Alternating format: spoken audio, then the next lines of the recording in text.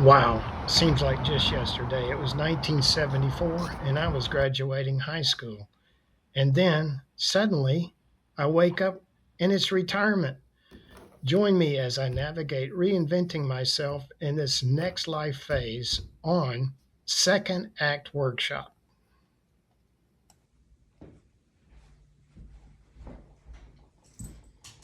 Hello, good afternoon. Welcome to Second Act Workshop, where we discuss uh, some of the areas in which I personally, because I'm recently retired, and I'm personally uh, going through this second act or this phase of my life where I'm looking at reinventing myself and all of the changes and uh, the way things used to be are not that way anymore. So how do I reinvent myself? How do I navigate this? And just some of my personal thoughts. Some of the things that that I'd like to explore are, some of the areas that I'm working in. In some of the other videos I've mentioned about being a maker and doing woodworking and things like that. And I'm getting ready to start doing some spring craft shows. So a lot of that is coming up. But the thumbnail, as I was thinking about this next video, are the in the corporate world, the dreaded performance review or performance evaluation, and which annually happened as far as your raises and bonuses and all those things. And I tell you, that I know a lot of people dread that time or those having to do those, having to give them and having to get them. Quite frankly, it was kind of what I was always of the opinion that I tried to always do my best and that sort of thing. So it was I just always I was one of those people that would not toot my own horn, so to speak, and so it just didn't come naturally for me. I know in one of the global corporations that I worked for at the end of the first, like 2009, 2010, in that area, I learned a lot about the actual process and doing it. I didn't have to do performance reviews for other staff members, but we were required to do get feedback from three of our co-workers, and so had to kind of go through that as well. And I don't know, it just I had a corporate mentor at the time, and I remember telling this person that I just want to put on there that I worked hard and did a lot of stuff. And that person laughed and said, that person kind of looked around and said, actually, I feel the same way. I have to do all these for my staff, and then I have to go through it just like you are. Yeah, that would be great. I would love to just put those two things down and move on. But anyway, the dreaded, anyway. The reason I'm talking about that is that, once you retire and you're not dealing with those goals, evaluations corporately and things. So how does that change in what you do during retirement? Because it's, retirement's not about, laying around on the couch all day or anything like that. You are unstructured as far as time, production, effort, that sort of thing. So that kind of brings a whole new perspective, a whole new way of planning. You're actually having goals and, how you work as far as whatever it is you're doing. In my case, being a maker and trying to run this as a side business. So, I just I just can't wake up each day and go, I don't think I'll do anything today, or I might do something today. I do have to have some sort of structure or meaning, and so I kind of came across that because I just recently did a desk for us. Actually, I'm in the process of setting up my new office in one of our bedrooms at the house here, and for years I've been using, and I just decided that it was time. I've been using my dad's old desk, and very small desk, and basically a lot of the reason I was using it for sentimental, actually, because functional wise it really wasn't good. It was very small, it was old, and just not adequate, but I kept using it for basically sentimental reasons, and yeah, it's time to move on from that, and so I am, and I decided that one of the things I needed to do, because I'm getting more into furniture type items, is to make a desk for myself. And so I purchased, and I'll put pictures on, I purchased a poplar slab, and I got, it's the type of stand that you can raise and lower, so I can do this as a sitting desk or a standing desk, and so I've worked with slabs before, and I've made tabletops and things like that.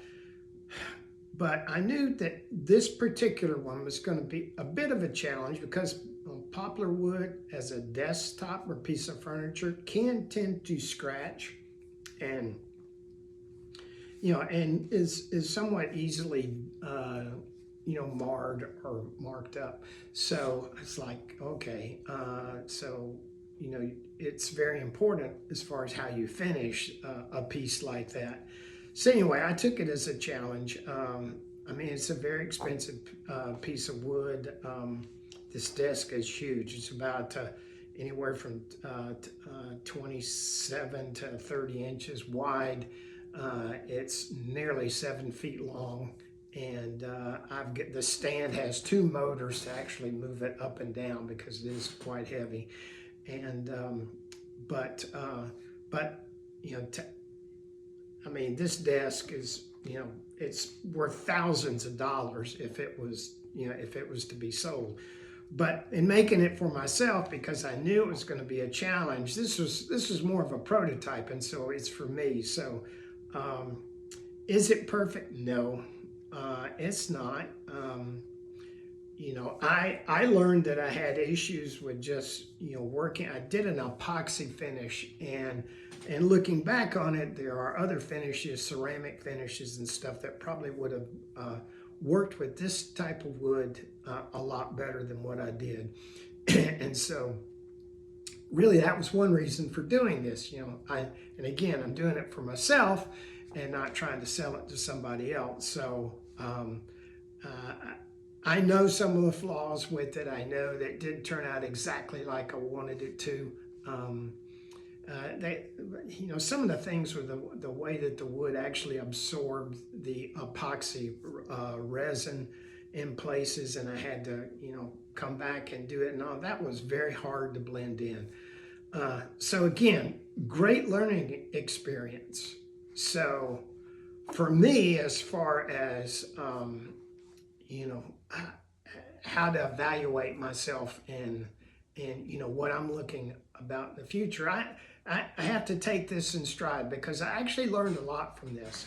But I also looked at how this turned out, and again, from my perspective, I know where some of the issues and how it didn't turn out the way that I felt that I wanted it to. But I took a moment this week and I said, I actually started doing this type of woodworking and all in September of 2022.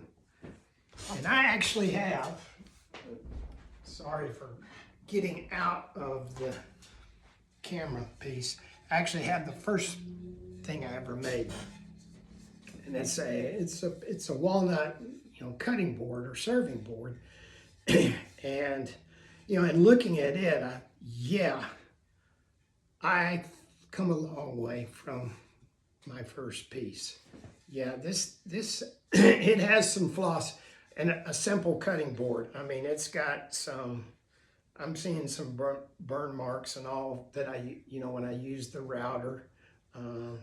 Some of the finishing, some of the edge work. Yeah, this wasn't perfect either, this being my first one. But I've come a long way from this to get to this. So yeah, that was kind of my performance evaluation that I did on myself, as far as how far have, as far as my skill level, since 2022, it's improved. So so that's what that's what I'm trying to take forward into retirement, is realizing that life it's still you still have to be a life learner. And so these are things that I'm trying to take into mind, that may not, I'm only going to learn by doing. And so I did this piece, I learned a lot from it. It will go into the next things that I do, and I'm excited about that. So my performance evaluation, maybe not great on this particular piece, but where I am as far as where I was a few years ago and where I am now, it's a night and day difference. And so that's my point. We want to keep improving, and we do. We need to set goals. We want to, and whether you do it formally or not, again, in retirement, it's time can be very unstructured, and so so can, as far as your interest and hobbies and even side businesses and anything, that you got to take that into account too.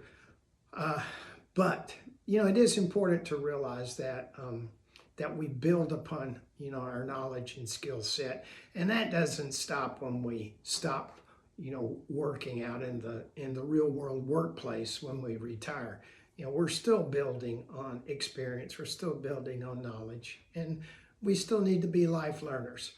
So as far as that goes, retirement is still about learning, still about being a life learner, and it adds a lot of value, to getting up in the morning, being engaged, being creative, and again, but without a lot of the stress level. And that's what I've really appreciated.